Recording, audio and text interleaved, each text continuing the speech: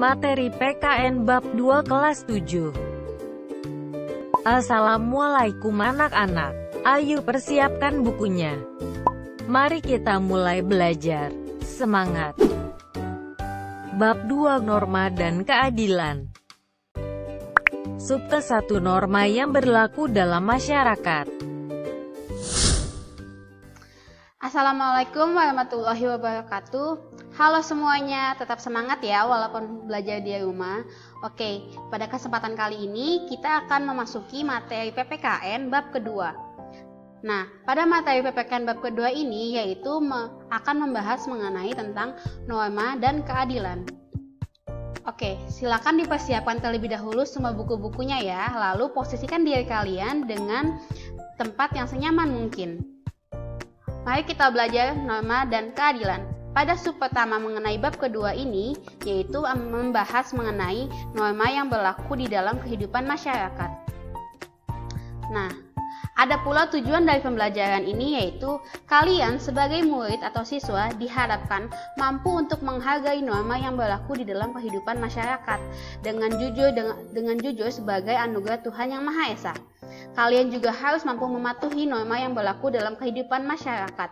Kalian harus mampu memahami norma yang berlaku dalam kehidupan masyarakat untuk mewujudkan suatu keadilan.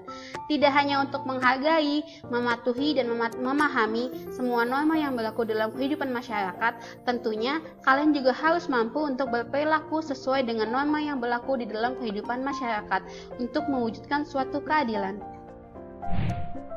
Lalu, apa sih yang dimaksud dengan norma sebenarnya? Oke, norma berasal dari kata norm dalam bahasa Inggris atau dalam bahasa Yunani yang berarti nomoi atau nomos, yaitu yang berarti hukum. Lalu, seorang pakar ahli mendefinisikan norma adalah suatu perangkat yang dibuat untuk mengatur hubungan hidup masyarakat agar nantinya masyarakat dapat berjalan hidup sesuai dengan yang mereka inginkan. Nah, pada umumnya norma itu dibuat berdasarkan suatu proses.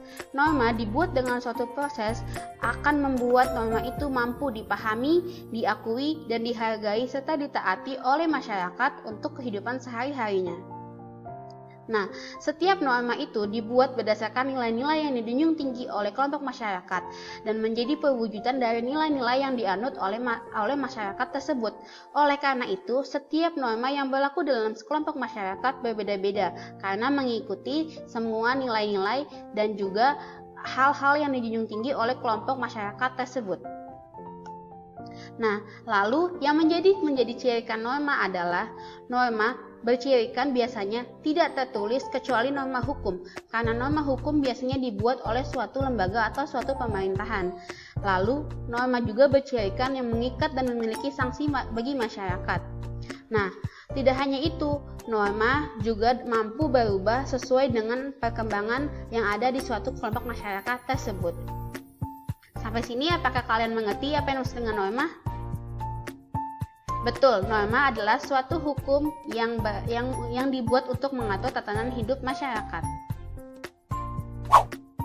Lalu, norma dibagi menjadi 4 macam. Yang pertama adalah norma agama, norma kesopanan, norma kesusilaan, dan norma hukum.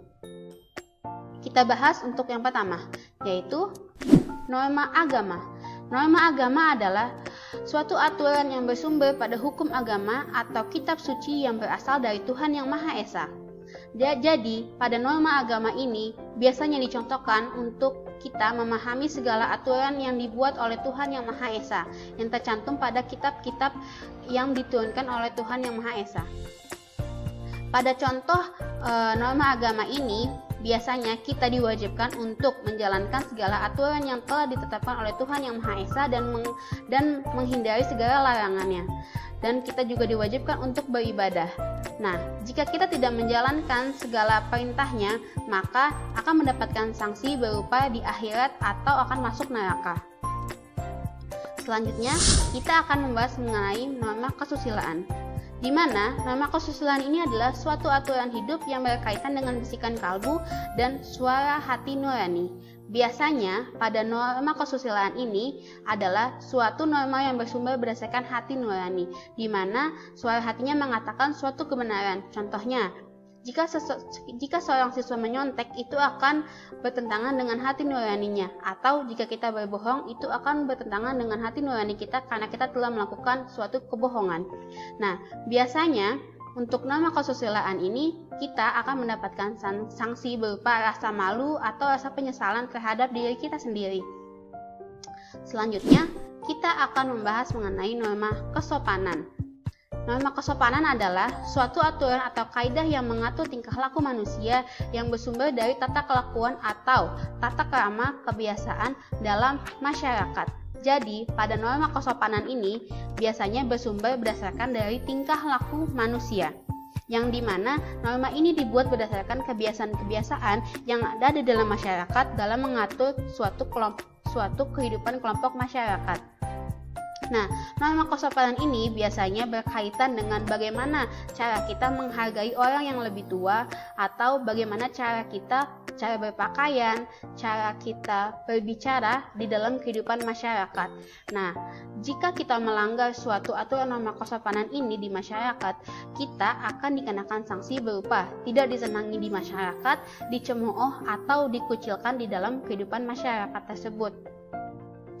Selanjutnya, yang terakhir adalah norma hukum, yaitu kaidah atau aturan yang mengatur tingkah laku manusia yang bersumber dari peraturan yang dibuat oleh pemerintah atau penguasa.